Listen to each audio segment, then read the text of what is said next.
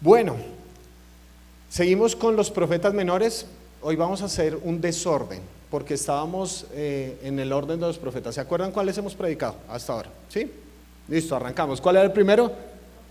Oseas es el primero de los profetas menores. Después, Joel. Voy a regalar un libro al que diga las cosas en orden. Joel. Después, Amós. Después, ¿cuál seguiría? No, seguiría Jonás, pero por eso les digo que vamos a hacer desorden, porque hoy vamos a hablar de Miqueas. Si toman apuntes, se llama Fe Pagana esta reflexión. Los rituales religiosos pueden ser un excelente lugar donde nos escondemos de Dios. Repito la idea. Los rituales religiosos pueden ser un excelente lugar donde nos escondemos de Dios. Es curioso cómo el ser humano puede utilizar la religión para huir de Dios. Tenemos un dicho muy popular en Colombia: el que peca y reza, empata. Entonces me escondo de Dios, ¿no es cierto? Hago algo que no está, pero Señor, yo ya yo ya hice mis oraciones ya estamos a paz. Y usamos ciertos rituales religiosos para huir del Señor. El Señor nos quiere proteger y nos dice: oiga, pilas, no se meta por ahí o algo así, pero nosotros pensamos que lo que nos va a proteger es el Salmo 91 abierto en la puerta de la casa. ¿Se dan cuenta cómo es de fácil usar rituales religiosos para escondernos de Dios? Y desde el principio Dios para su pueblo decía: no, está bien, vamos a tener obviamente rituales, vamos a tener cierto orden en las cosas, vamos a hacer ciertas cosas como una muestra de adoración a Dios, pero estos rituales tienen que ir conectados con la vida. Probablemente ustedes han escuchado la palabra en hebreo kadosh, que nosotros traducimos como santo. ¿Listo? Santo. Eso para los hebreos en esa época era una palabra rarísima, porque había dentro de las religiones paganas unas personas que se llamaban las Kedesha. ¿Listo? Misma raíz, Kedesha. Las Kedesha eran prostitutas sagradas, es decir, mujeres normalmente, aunque también había hombres, pero mujeres normalmente que en adoración a los dioses paganos daban sus cuerpos como un ritual para orgías y todas esas cuestiones. Ahora Dios le dice, misma palabra, misma raíz, le dice al pueblo que va a ser santo. Entonces uno dice: uy, ¿cómo así? Porque Dios este concepto lo quiere llenar de un nuevo sentido. Y entonces, ¿cómo es la santidad? ¿Cómo es ser kadosh? ¿Se trata de rituales y todo eso? No, al contrario, tiene que haber una moralidad. Tienen que cuidar de los más necesitados. Tienen que propender por una sociedad que busque el bien de los que son más vulnerables. ¿Cómo se es santo? En tus relaciones con tus hijos, con tu esposo, con tu esposa. ¿Cómo se es santo en tus relaciones con los negocios? No es simplemente un ritual que ocurría en un templo. Es la vida, la santidad. No era un ritual, era identidad. Por eso es muy peligroso cuando le quitamos el sentido y el significado a esa palabra y lo mandamos solamente a un ritual, porque muy fácilmente aislamos a Dios a una parte de la vida, pero no somos santos. ¿Cuál es la razón que Dios le dijo a su pueblo: sean santos? Sean santos porque se dan cuenta que la razón no es sean santos porque así se portan bien, sean santos porque me gusta. No, sean santos porque yo quiero que ustedes sean como yo soy. El problema en el libro de Miqueas es que el pueblo tenía muchos rituales. O sea, había templo, adoraban a Dios en el templo, cantaban, componían canciones, escribían libros, lanzaban CDs, pero su corazón estaba lejos del Señor. Eran santos en el ritual, pero no santos en identidad. Y lastimosamente se comportaron como prostitutas sagradas, en lugar de ser un pueblo santo delante de Dios. Miqueas, capítulo 2, versículos 6 al 11. Porque Miqueas aquí lo que nos da es lo que yo llamo una fe pagana. Unas características de esa fe pagana. Dice así: Estos profetas me dicen: deja ya de profetizarnos, no nos vengas con que lo oprobio nos alcanzará. Los descendientes de Jacob declaran: ¿acaso ha perdido el Señor la paciencia? ¿Es esta tu manera de actuar? ¿Acaso no hacen bien sus palabras? ¿Acaso no caminamos con el justo? Ayer ustedes eran mi pueblo, pero hoy se han vuelto mis enemigos. A los que pasan confiados, a los que vuelven de la guerra, los despojan de su manto. A las mujeres de mi pueblo las echan de sus preciadas casas, y a sus niños los despojan para siempre del honor que les di. Levántense, pónganse en marcha, que este no es un lugar de reposo. Está contaminado, destruido sin remedio. Sí, con la intención de mentirles, llega algún embustero y les dice: yo les anuncio vino y cerveza. Este pueblo lo verá como un profeta. Duro, ¿no? Menos mal pasó en esa época. Gracias a Dios vivimos en una sociedad muchísimo más justa. ¿Cuáles son las características de una fe pagana? En primer lugar está eso que yo llamo una visión de amuleto. Si se dan cuenta, eso de no nos vengan con que lo oprobio nos alcanzará. Es decir, utilizamos a Dios para que nos vaya bien en las cosas, ¿sí o no? Pero, Señor, yo te tengo. Yo oré en el nombre de Jesús, ¿por qué no se cumplió? Señor, mata a mi suegra en el nombre de Jesús, amén. ¿Por qué no se cumplió? Sangre de Cristo, cúbreme. Voy a 130 kilómetros por hora, pero Señor, cúbreme. ¿Se dan cuenta de esa visión de amuleto que tenemos dentro de nosotros? Señor, pero yo me he dado cuenta, hablando con muchas personas, que utilizamos incluso la oración como una forma de amuleto. El ayuno incluso lo podemos usar como una forma de amuleto, porque oramos para que Dios haga mi voluntad, no para armonizarme con cuál es tu voluntad independientemente de la mía. Señor, pero yo oré por este negocio, entonces me resiento con Dios. Hace unos años me pasó algo muy raro, muy raro, porque estaba trabajando en Medellín, en una iglesia. Y bueno, había una señora que hace rato no iba a la iglesia. Era una familia muy especial, y hace rato no iba a la iglesia, y me dijo: Miguel, necesito hablar contigo porque tengo mucha rabia. Y yo, ¿qué dije yo? Algo de la embarré y todo. No, bueno, vamos a un cafecito, obviamente lugar público por si me quería matar. Entonces fuimos a un lugar público y hablé. Y yo, ¿qué pasó? No, Miguel, es que necesito perdonar a Dios. ¿Ah? Eso es desbloquear un nuevo nivel, de perdonar a Dios, ¿va? Yo, perdona. Esto no me lo enseñaron en el seminario, ¿sí? Perdonar a Dios. Yo perdono al Todopoderoso. ¿Cómo es la cosa? Sí, Miguel, pero tenía rabia y yo tenía miedo. Tenía mucha rabia esa señora. Miguel, es que íbamos a comprar un apartamento y teníamos dos opciones. Uno de 170 metros cuadrados y otro de 200 metros cuadrados. Y yo oré, yo le pedí al Señor que me diera el de 200 metros cuadrados, pero nos quedamos con el de 170. Yo tengo rabia con Dios. ¿En serio? ¿Nos resentimos con el Todopoderoso por nuestros caprichos inmobiliarios?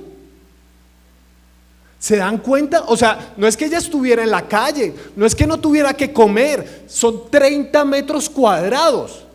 ¿Quién de nosotros? Por favor, si a mí me dieran a elegir entre una casa de 170 y 200, déme la de 170, igual es un palacio.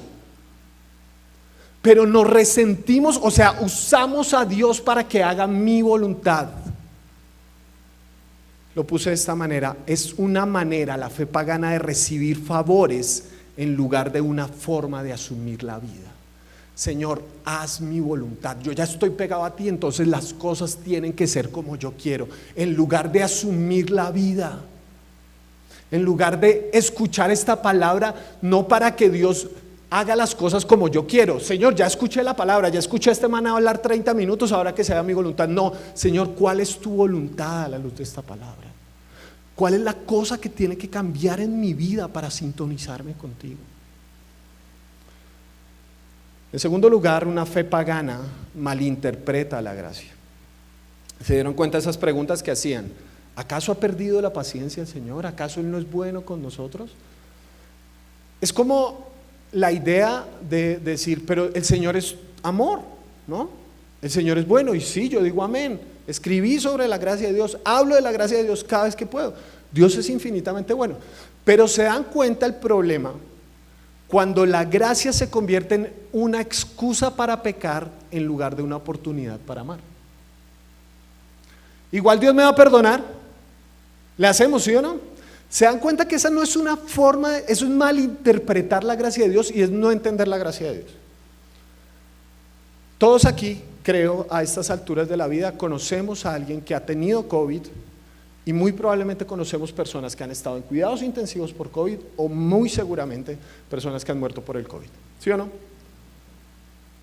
¿Quiénes aquí aman el COVID? ¿Nadie? Uy, ¿nadie ama el COVID? ¿Por qué? Yo odio el COVID. ¿Por qué? Porque amo a las personas a las que el COVID ha afectado. ¿Quién que haya pasado por una experiencia tan terrible como la del COVID, en muchas ocasiones sale y dice, ay, tengo ganas de más COVID en mi vida? Señor, por favor, mándame más COVID. Qué delicia, esto es libertad. Qué delicia salir y contagiarme de COVID. Se dan cuenta que Jesús dijo que el pecado es una enfermedad y que Él no vino por los sanos, sino por los enfermos. Y cuando nosotros vemos la gracia de Dios como una oportunidad para revolcarnos en el pecado, es como si estuviéramos acercándonos al médico y decir, dame una nueva tanda de COVID. Eso es lo que anhela mi corazón. Es, hablando de la historia del hijo pródigo, es tener el banquete en casa y seguir comiendo la comida de los cerdos.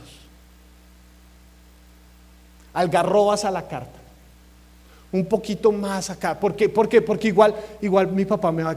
Claro, igual el Señor te va a perdonar, pero es que ¿saben cuál es el problema? Que el pecado te daña a ti, que el pecado te lastima a ti, que el pecado denigra tu vida. Es una enfermedad que Dios quiere extirpar, no simplemente te quiere perdonar para que tú te sigas revolcando en eso. ¿Quién encuentra en el amor de otra persona una excusa para lastimarlo?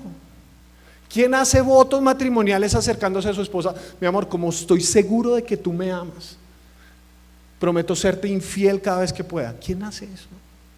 Pero no lo hacemos todo el tiempo con el Señor. Es malinterpretar esa gracia, esa idea de un Dios como un viejito bonachón que no tiene nada más que hacer sino, ay, te perdono y te perdono. Claro, pero es que el perdón lo que busca es un nuevo rumbo para la vida. Tú no perdonas a alguien que te ha fallado esperando que esa persona te vuelva a fallar, ¿sí o no? Tú esperas escribir un mañana distinto con la ayuda de Dios. Otra característica de la fe pagana es que hace concesiones con la maldad. Aquí decía que a las mujeres y a los niños los oprimen. Este pueblo tenía rituales, pero esos rituales se quedaban cuando ellos salían de la puerta del templo. Veían desigualdad, veían injusticia y no se pronunciaban en contra de eso. Una fe pagana se hace ciega a la maldad en lugar de dolerse con la injusticia. Yo me he dado cuenta en mi corazón que a mí en última instancia no me duele el pecado, me duelen ciertos pecados. O sea, hay unos pecados que uno dice, no, esos pecados grandotes, pero ciertos otros pecados, no mucho. Y de hecho nuestra posición frente al pecado en muchas ocasiones no está basada en la palabra de Dios, sino más en nuestra moralidad o en nuestra cultura. Y en muchas ocasiones, para ser concreto y contarles una historia, en nuestra cultura a veces machista. Me explico. Hace unos años me invitaron a un campamento de jóvenes. Yo conocía la iglesia de hace años y conocía a varios de los muchachos. Estos eran 2 jóvenes y cuando llegamos del campamento me abordó el papá. Me dice, hola Miguel, ¿cómo estás? Bien, gracias. Miguel, te quería pedir un favor. Yo, claro que sí. ¿Me puedes arreglar a mi muchacho? Yo, ¿cómo es arreglar a un muchacho? Sí, claro. Por favor, arréglamelo. Él tenía 2 hijos, como les dije. El mayor El mayor, no, qué man tan pintoso. No, man súper pinto, casi tan bonito como yo. Un man súper pinto, o sea, como la combinación entre George Clooney, Brad Pitt y con la labia de Suso o alguna cosa así por el estilo, súper espectacular, súper así, sí, de esos así, súper cuajos, increíble. Y el muchacho con una cierta regularidad iba a la iglesia, pero uno se enteraba de ese muchacho, mejor dicho, cambiaba de mujer cada semana, ¿sí? No dejaba títere con cabeza, eso en la universidad tenía una fama de que niña que le gustara pasaba por su cama. Era así. El menor, tenía unos 12 o 13 años en ese momento, y era un muchacho amanerado. Yo había hablado con él y estaba en ese momento de la vida donde pues tenía inquietudes en cuanto a su sexualidad, pero él había decidido delante del Señor no meterse en una relación ni con hombres ni con mujeres durante el momento donde buscaba ayuda, orientación y demás. Estuvo hablando con una psicóloga cristiana y demás. Estaba en ese proceso, 12 o 13 años, una madurez extraordinaria. Entonces el papá me dice: arréglame a mi hijo. Y yo le digo: ¿cuál? No, el chiquito. Es que sospecho que está pateando con la que no es. Y yo le digo: ¿seguro que el problema es él? Porque yo pensé que me estabas hablando del mayor. Me dicen: no, el mayor es un pillo, pero no, él no tiene problemas, es el menor el que tiene problemas. ¿Se dan cuenta de lo que está pasando? El primero era el que estaba lastimando a otras personas por causa de su pecado y de su sexualidad desordenada. El segundo, delante del Señor, estaba haciendo compromisos por hacer las cosas bien, pero el papá quería que yo arreglara. El que estaba haciendo las cosas bien, pero el que estaba mal era un pillo. A nosotros no nos duele el pecado, nos duelen ciertos pecados, y muchas ocasiones nos duelen ciertos pecados marcados por nuestra cultura y nuestro machismo. Cuando se habla de abortar, vamos y marchamos. Cuando se hablan de injusticias económicas, citamos fuera de contexto a Jesús: a los pobres siempre los tendrán con ustedes. En cuarto lugar, una fe pagana contradice su vocación, porque Dios le había dicho a este pueblo que había sido liberado de Egipto que ellos iban a ser un lugar de reposo, que entre ellos no debería haber una esclavitud que estuviera encima de la gente, sino que cada día tú podías tener un reposo, podías tener un descanso. Hace un tiempo hablamos del año de jubileo, que cada 50 años se te perdonaban todas las deudas. ¿Se imaginan eso? Tienen esa clase de comunidad donde cada 50 años, ¿ya? ¿Se imaginan eso? ¿Se imaginan que el día de mañana ya estemos en el año 49? Muy chévere que uno le perdone las deudas, pero ¿alguien tiene deuda con ustedes? Está el año 49, y usted empieza a contar, ¿sí o no? Porque la idea era ser un lugar de reposo. Así como Dios ha sido bueno conmigo, yo voy a ser bueno con los demás. Así como Dios ha mostrado misericordia conmigo, yo muestro misericordia con los demás. Pero el problema es que este se había convertido en un territorio de opresión en lugar de un reino de reposo. La gente llegaba a estas comunidades y la fachada les ponían libertad, pero por dentro los oprimían y los dañaban. ¿Me dejan pensar por un momento en la iglesia?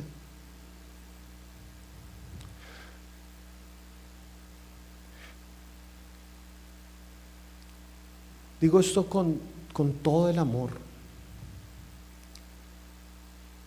pero a mí me cuesta mucho entender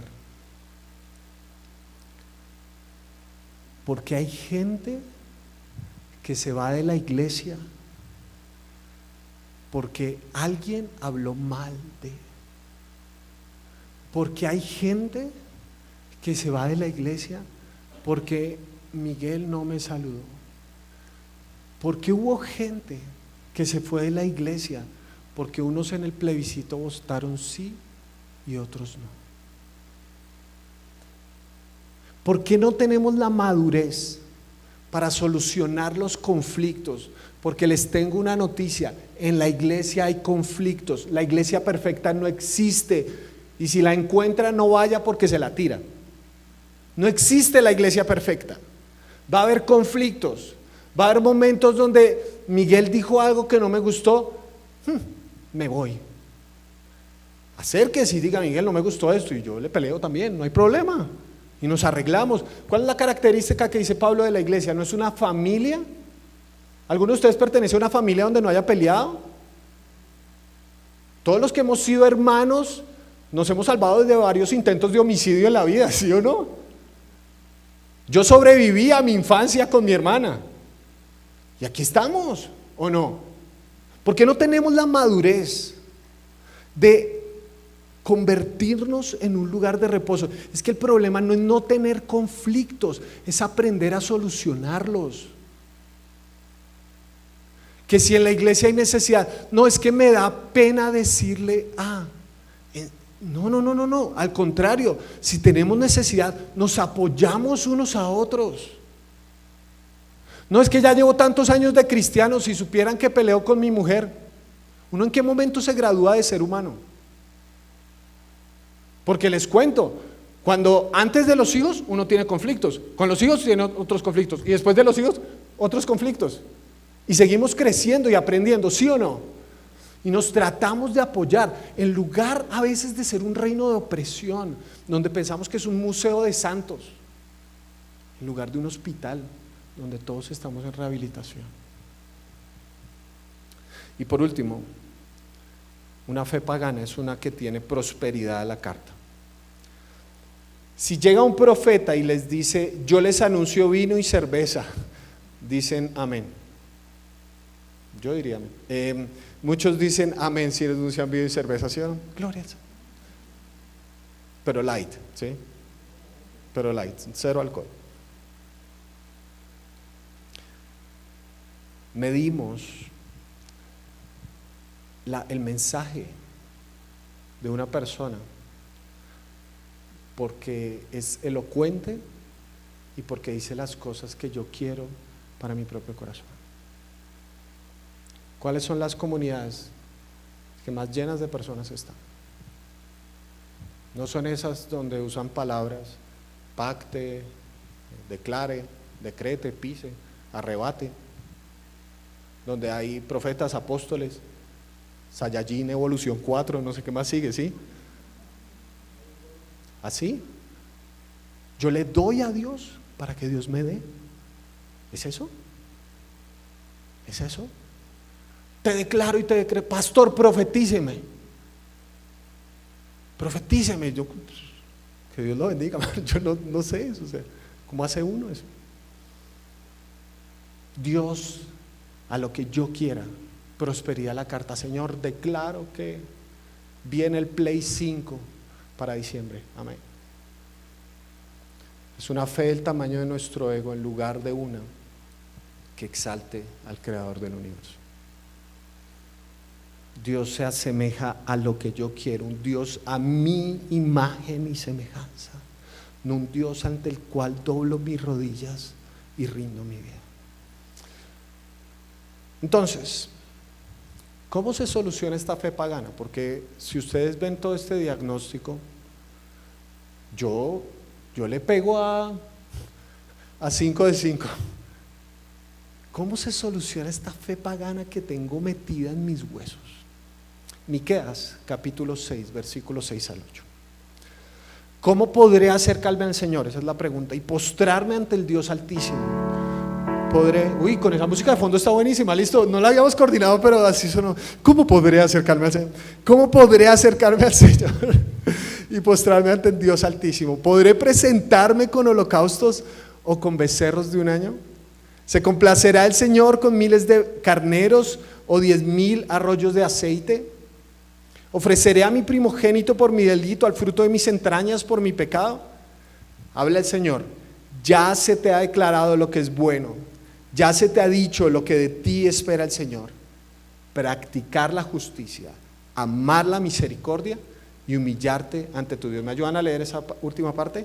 practicar la justicia, amar la misericordia y humillarte ante tu Dios. Hay una solución mentirosa, primero, y es la de la dosis de la religión, porque la gente dice, ¿qué hacemos entonces? Voy a ofrecer a mi primogénito, ¿qué tengo que hacer, Señor? ¿Tengo que ir más tiempo a la iglesia? ¿Tengo que estar metido en más grupos de WhatsApp donde mandan oraciones? ¿Tengo que levantarme más temprano? ¿Tengo que leer más Biblia? ¿Qué tengo que hacer? Esa es la pregunta de la religiosidad. ¿Qué hacer para que Dios esté tranquilo? ¿Cuántas dosis más de esto necesito? Esa no es la respuesta.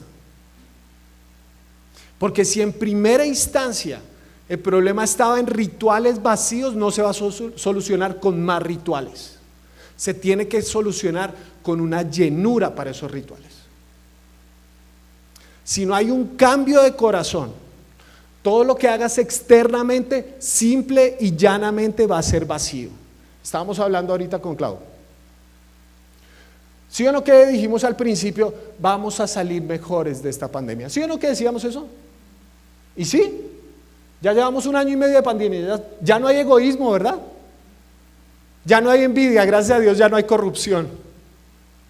¿Se dieron cuenta que le jugamos todas las cartas a lo externo sin que se cambiara lo interno? Y esa es la solución mentirosa de una dosis de religión.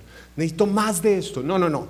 Es que hasta que no entiendas por qué hacemos esto, más de esto no va a cambiar nada. Porque nosotros tenemos un problema que es la disociación. Y es que pensamos que hay cosas más espirituales que otras cosas.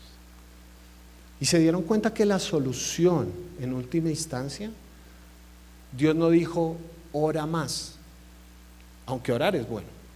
Dios no dijo, lee más la Biblia, aunque leer la Biblia es bueno. Dios no dijo, escucha más sermones, aunque escuchar sermones es bueno. Esa no fue la respuesta de Dios. ¿Qué voy a hacer? ¿Qué hacemos? Ya se te ha dicho lo que es bueno. Todo lo que dice ahí son cosas que nosotros podríamos pensar que no son tan espirituales, pero son una muestra de espiritualidad. ¿Se acuerdan por qué? Porque Kadosh, santidad, no tiene que ver con un ritual, tiene que ver con la identidad. ¿Cuál es la solución para una fe pagana? Practica la justicia, ama la misericordia y humíllate delante de Dios. Practica, ama y humíllate.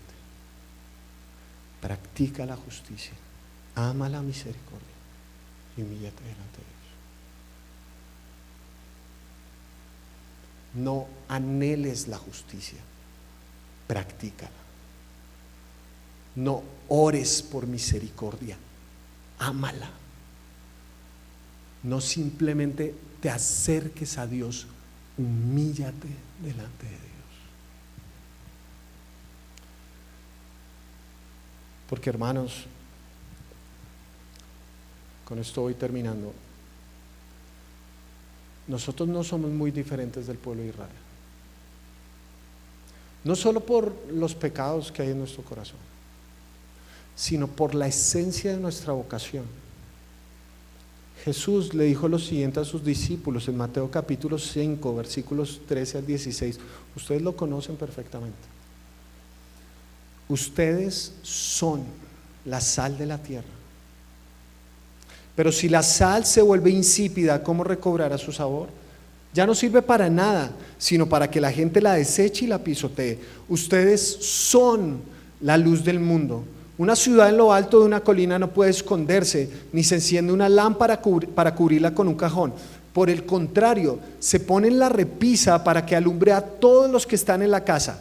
Haga brillar su luz delante de todos, para que ellos puedan ver las buenas obras de ustedes y alaben al Padre que está en el cielo. He escuchado de este texto muchos sermones, estaban decenas, yo creo que casi cientos de campamentos de jóvenes y conferencias recibiendo y también dando, y he escuchado este sermón muchas veces. ¿Cómo termina? Si el orador es muy bueno y muy animado, entonces terminan los muchachos: quiero hacerles una invitación, muchachos, acérquense todos al altar, porque en este momento les quiero decir, jóvenes, vayan y sean la sal de la tierra, vayan y sean la luz del mundo. Y los muchachos, sí, amén, levantan la mano y todo. Hay un problema de conjugación en eso. Porque Jesús no dijo, sean la sal. Jesús no dijo, sean la luz. Jesús dijo que nosotros somos, no que seamos. ¿Usted sigue a Jesús? Ya es luz. ¿Usted sigue a Jesús? Ya es sal. La pregunta no es si eres sal y luz. La pregunta es qué clase de sal o luz eres. ¿Eres una sal que perdió su sabor? ¿Eres una luz que se escondió debajo de la mesa? Porque la pregunta no es si eres o no eres. Ya somos. Ya, demasiado tarde, hermano. Ya, si seguimos a Jesús, ya somos. ¿Qué clase de luz eres? ¿Qué clase de sal eres?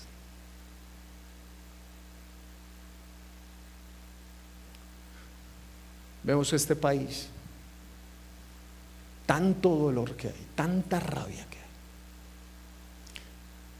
Y pues obviamente hay muchas cosas por analizar. No soy sociólogo, no soy economista, solo soy un seguidor de Jesús que por la gracia de Dios es pastor. Así que el análisis que les quiero dar es simplemente eclesiológico. Si Colombia está como está, es porque la iglesia está como está. Si Colombia está como está, es porque la iglesia está como está. Un país que tiene tantas iglesias, es que qué reguero de iglesias que somos, ¿sí o no? En cada barrio hay por lo menos 3 iglesias. Qué reguero de cristianos que somos. Esos llenan estadios, llenamos estadios.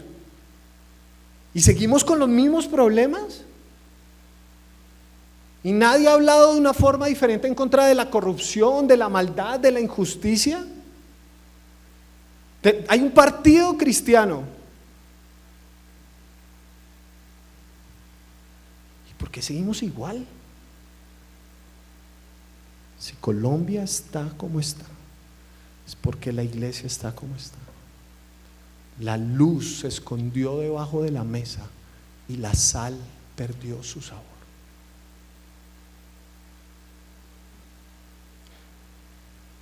Hermanos queridos,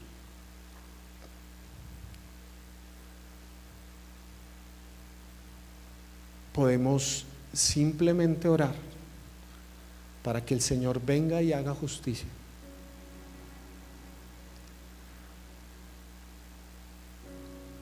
Pero la invitación fue a practicar la justicia. Podemos orar para que el Señor tenga misericordia, pero la invitación fue: ama la misericordia. Podemos orar para que el Señor haga algo diferente en nuestro país, pero la invitación fue: humíllate delante de Dios. Porque en estas circunstancias, sí o no, que sigue siendo más fácil ver la paja en el ojo ajeno que la viga en el propio.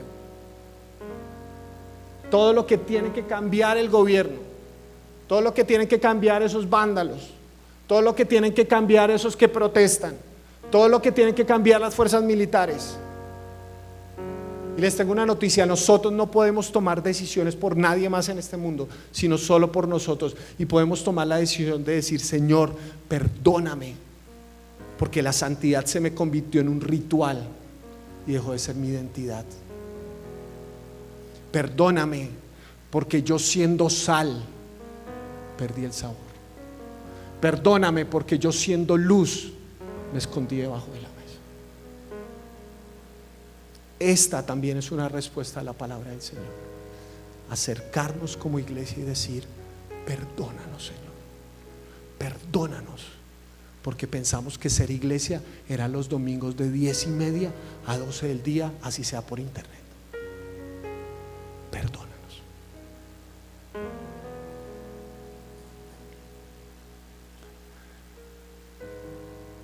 Así que creo que este es un momento de introspección, de reflexión personal y profunda. Si algo de estas palabras el Espíritu Santo ha hablado a tu corazón y te dice, aquí quiero hablar contigo esto, que este sea un momento para responder y para reflexionar. Así que quisiera que Diego y Oscar van a cantar una canción que se llama Sal. Probablemente varios de ustedes la han escuchado, la escribió Alex San Pedro. Y es una canción que me gusta escuchar para recordar en dónde estoy. Así que quisiera pedirles si pueden tener un momento de quietud, de oración delante del Señor mientras escuchan estas palabras. Son palabras que creo pone Alex en boca de Jesús, hablando de su iglesia, de la sal. Y les animo a que simplemente escuchen como una voz del Señor para nosotros, para la iglesia. Y después finalizamos orando en respuesta a eso y finalizamos de esa manera el servicio. Entonces, por favor, estemos en actitud de oración y escuchamos. Hola, hola, sí.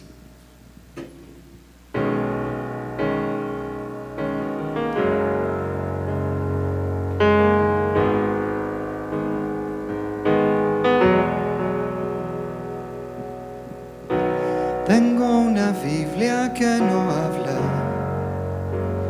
un crucifijo que nos salva, una fe que se cansó de las montañas.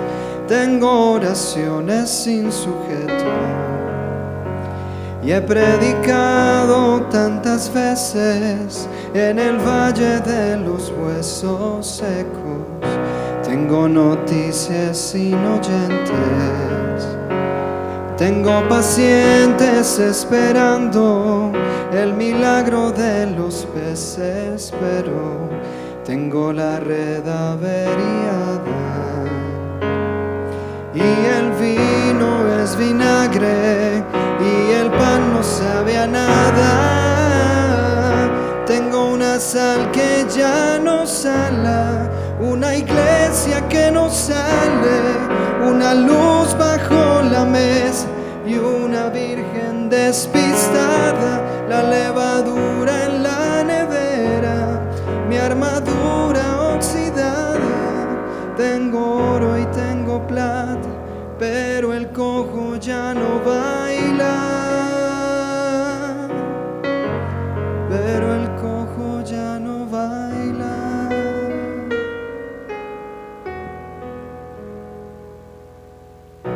Tengo victorias derrotadas, gente en el templo destemplada, misioneros encerrados en sus casas.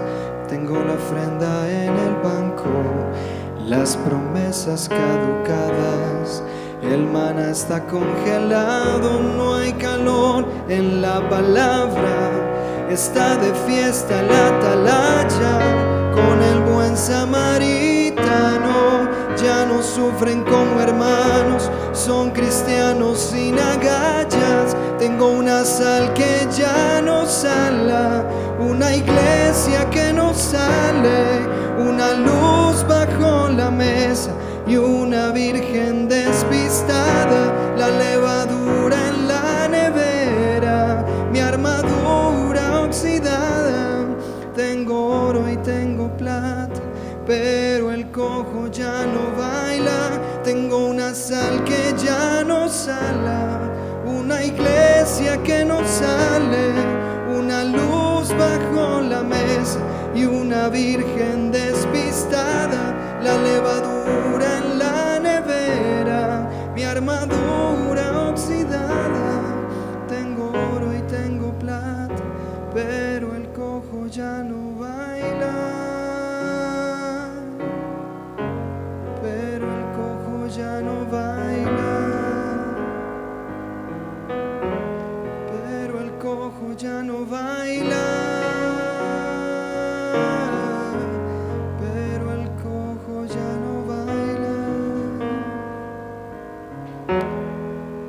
Señor, estamos delante de ti. Esta tu iglesia, la sal de la tierra, la luz de este mundo.